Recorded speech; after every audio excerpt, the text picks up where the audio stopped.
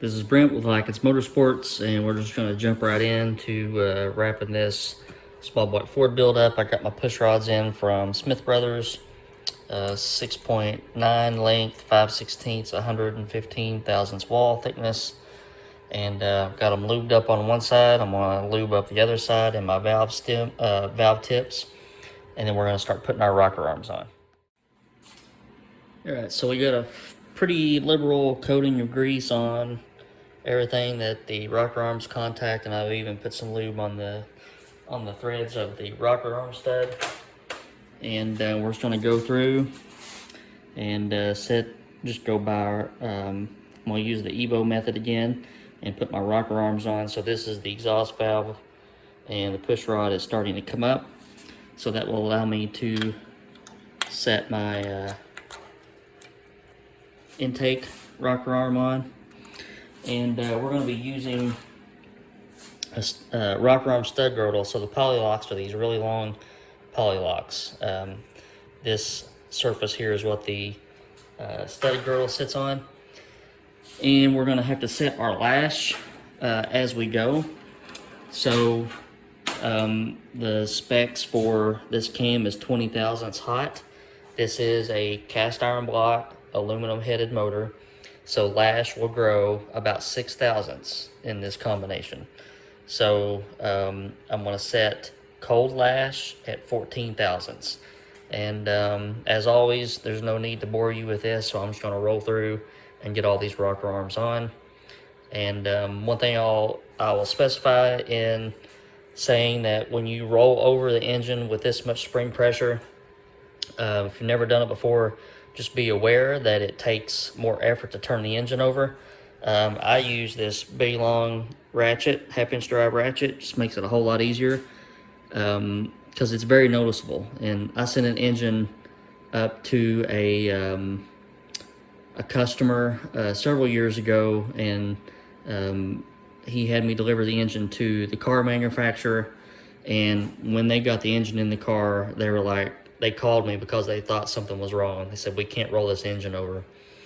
And I said, "Well, it's got 700 pounds of open pressure on the valve springs, so just have to put a little bit more hind end into it."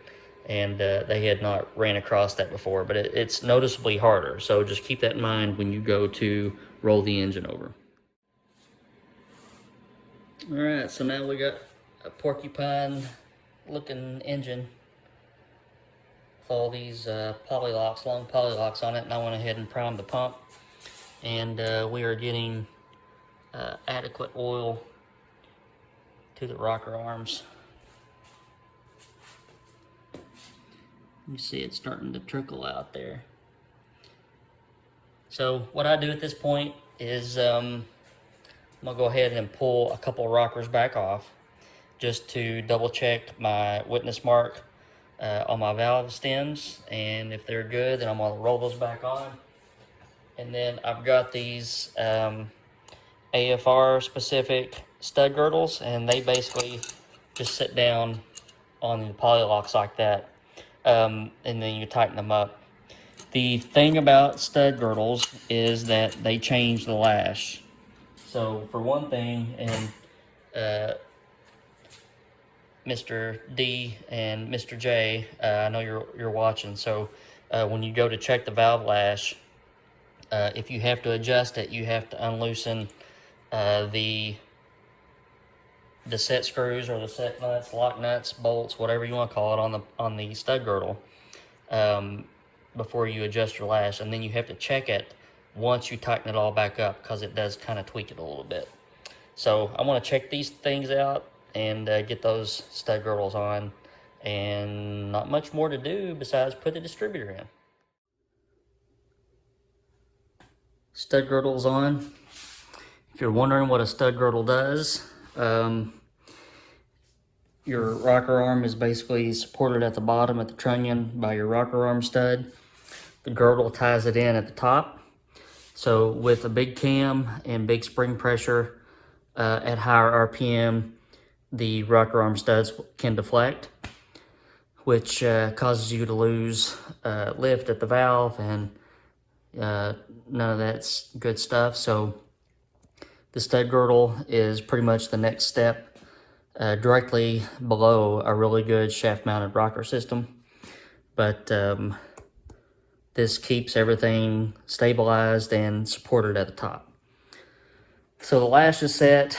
I'm going to go through and run them again because the girdle does change things a little bit. I've also got my balancer parked at, kind of hard to see right now, 30 degrees before top dead center. I'm going to go ahead and drop my distributor in and put the plugs and wires on. All right, so we are looking at, man, I just need valve covers and I'm done. I'm having a set of black powder coated valve covers laser engraved with my logo and everything on it, so I'm waiting on those, but this engine is ready to light off. Lash is rechecked. As you can see, I got plenty of oil to the rocker arms. It's all draining down now. Plug wires are on. These are 9mm Ford Racing wires. Rotor is phased in the distributor, and we are pretty much done.